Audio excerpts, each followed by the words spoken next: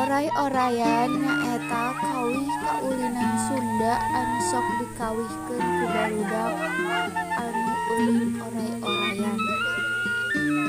Biasana samemeh prapirin barudak sok silih cekel heula tak-tak anu aya di payunanana. Anu di tukang nyekelan tak-tak nu di payunanana jeung saterusna. Tuluy maju ka kenca ka katuhu. Katempona ngaleor siga oray. Bari alih tuluy luar leor mapai jalan ngoriringan barudak anu jaga jadi guha. Nepi ka asup salah saurang barudak tuluy dititah milih rek ka mana.